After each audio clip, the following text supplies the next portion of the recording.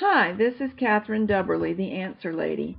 Jack is going to take apart my brother carriage for deep cleaning to show you the differences between taking apart a Singer carriage and a brother carriage. Once you get down into them, the cleaning process is the same, so you will want to see the other video, but this one will help you get down to where the dirt is. First reference, that dial went all the way to 10, and some of them go past 1 to get the dial off, but on these machines, very carefully remove that nice plastic top, and then we have a screw that'll let us take that knob off. And you can see it's easy. Good heavens, that's untightly. Well, it's probably not been off for a while. There you go. Now, let me point out, okay, that red mark corresponds to that center foot, and when we took it off, that center red mark was right in the center of the dial, and that's what we were saying was 1, 2, 3, according to what lined up with that. So when this black metal piece that you see rotating goes back down, we need to make sure that the place for this foot, which is that groove right there, faces straight forward. It's the kind of thing you need to pay attention to if you're going to do it and not pay me big bucks to do it. I can pay attention for you if you like. But you could take pictures as you go. Right. This is the cam path inside of this dial. And it's driving this little driver right here. And it's pushing it further out, away from the center, as you rotate that dial. That's what your actual setting is. So when you go to reassemble it, notice where this was when you took the dial off, so that you can put it right back on with this in the same. The large post is the center, and the little post is what rides the groove on the dial. Once they've pulled it off, they can see that. Sure. Now here's another difference. The last time we took a handle off, we had some trouble with these screws, but we took it off with the handle in an upright position. With these, see, now we're in a relaxed position, and those screws will come out a lot easier. You may want to lift a little to get your screwdriver in, but see, this, you don't want to take them off in that pressurized position. It'll be a little too hard to do. So let's get these off real quick. We're going to remove the 2 screws that don't look like any of the other screws. At least on my machine, these are brass where all the others appear to be steel. Well, and they all appear to have a home except those 2. You see this one. Hold it up so we can see, and that's where this is the one we're taking out, but if you notice, this one has a spot that it lives in that black metal. This one, though a similar screw, it also has a spot that it lives in. Same thing with this one. It's pretty obvious what they're doing, and this one just seems to be in the middle of a piece of steel. Right. So you loosen it first, and then see that you have play in the lid, and this tells you which ones to look for. They can be slightly different from this model to another model of a brother. Sure. And they made some of the models for many years, and there were alterations. Voila. Yes. Oh, I think there's something you can show people. That's some of what the old grease does, isn't it? Yes. This was the original grease put into the machine when it was assembled. And you can see it's still there, but if you mix that with our felt right here, go ahead and pull that off with your finger. You got a mess. You got a gooey mess. Well, he's getting here, yellow gooey. Right here. Let me tilt it up. Move that. Oh yeah, now we're getting to see it. That's what we're talking about. And you can see how I can push it around, and it just makes globs. Now that one's already started to collect. This is not all that hard yet, but over time they can become completely solid. Well, and the problem is that just as it has formed a film here, that film can work its way down in. See, right here we have a little bit, and it's hard. It's not moving. Yeah. So anytime this grease gets into the machine, there's some more right there. Okay, let me move this. There it is. Okay, and you see I'm scraping it up, but it's hard, and it's sticky, and it's not where we want it to be. And you see what gets under your cowling, right there. A little bit of grime, there's a little bit of sandiness to that too. Alright, so we are ready. I need you to get off all of my plastic parts so that I can soak it safely. We're going to give this a bath in Marvel Mystery Oil, as we always do, right? Yes.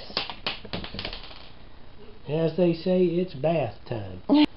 Notice the position that that's in, because if you'll see the teeth, I can actually put it down right there. But then it won't turn. Now the position, that's the positions on this, and they won't be accurate if you don't get it out. Okay. Go ahead and tell them what you're doing. Yeah, we're walking these off, and you see I've got 2 screwdrivers because there's a little notch at the edge of each one of these, and we do not want to cause any damage to the plastic because they're also the spring holders for the return on these buttons. Here is one of them that's already off, and the spring comes off with the knob, so we do want to keep it in good condition. And I want to make this look as difficult as possible, so you'll send it to me to do it. But what you have to do is just very carefully walk it off, and you have a limited amount of space to work in. And the camera may not see, there is serration on the edge of that metal. Let me feel. Oh yeah. Ever so slight, but it's just enough to hold these plastic ends on. And since all they're doing is pushing in, so they're not going to pop off, but we want to make sure that they're around to knit another day. And the deal is we want all of the plastic parts off before we go soak it in oil. And we only soak in one oil. There may be others that would work, but Jack has convinced me that Marvel Mystery Oil is the way to go. Somebody had trouble hearing what we said on the last video, so I'm going to say it again very slowly and spell it too. Marvel, as in marvelous, Mystery Oil. And Marvel is like Marvel Comics, M-A-R-V-E-L. You know how to spell mystery, and you know how to spell oil, and they do have a website where you can read about it and what's special about it. And the reason it's called mystery oil is because nobody could figure out what the formulation was, and whenever they were asked, they said, oh, it's a mystery.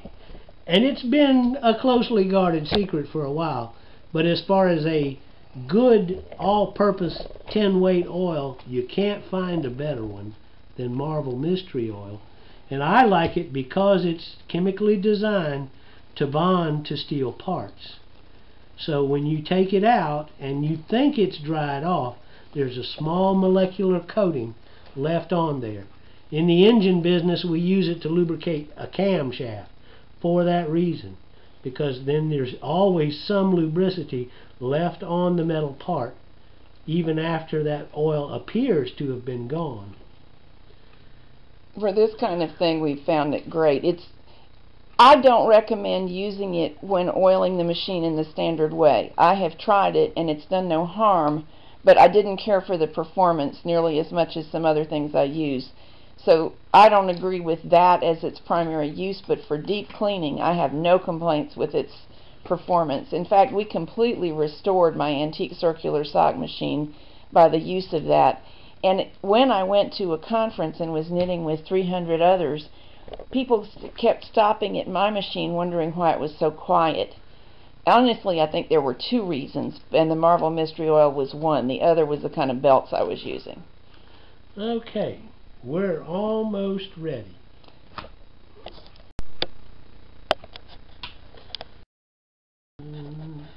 We're getting the last of the buttons off.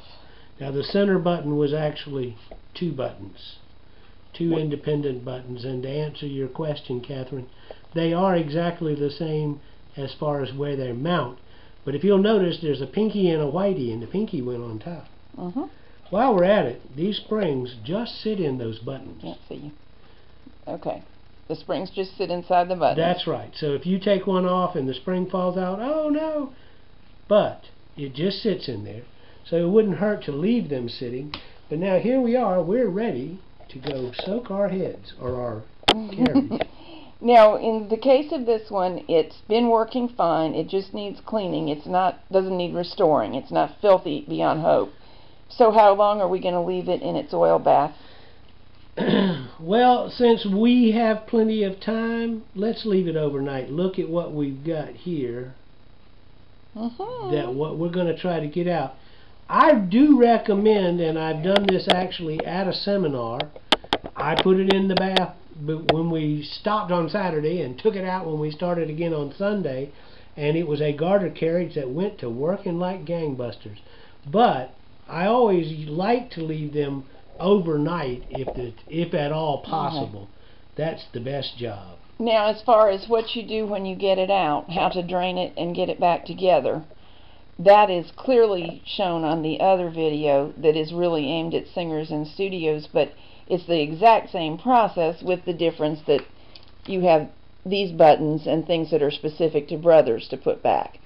As far as draining it and doing the fine cleaning by squirting oil in difficult parts, that's the same once you get any down. Yes, it is. The little stiff brush that we use to mop through there, think of this as the deck of your ship. You just mop through there with the oil with your stiff brush before you set it up and drain it and reassemble it. And since the people are watching this video and we don't know for sure they'll see the other, we should repeat: for mechanical machines only, not for electronics. No, you do not want to soak a circuit board in oil for any reason. They specifically use a silicon-based cleaner and a silicon-based lubricant on any electronic parts because hydrocarboniferous substances carry current. So oil will carry a current. And since we're talking about a very low voltage machine in an electronic carriage, you don't want to confuse it by giving it another path. Ew. Yeah, there's your friend. That's a dust python. We haven't seen one of those in a while. Ooh. It's right. I couldn't resist when it caught my eye. I just had to get it out. But see, I've almost got her trained in what to look for when a machine's dirty enough that the deep cleaning is really what's needed to put it back up to its best operation. I want to say one more thing. I have before found things like a dressmaking pin stuck in there because things will get slightly magnetized and be attracted to the metal. And when you have especially a directional problem, it's always worth giving it a really good look from many angles to make sure that a tiny metal part or screw or button has not thought it found a home. Actually, we showed the needle when we started, and little chips from the butt of that needle can come off, and that is why I recommend taking an implement and moving these flippers so something in there, you'll actually feel it. Yeah. Well, and if you do, as knitters, sometimes we have a mishap. The carriage jams. Yeah. So the possibility that a damaged bit of needle or tool somehow got in there, it's not beyond the realm of possibility. It exists. Okay, I think the people have everything they need. I think so. Let's go soak this. Alrighty.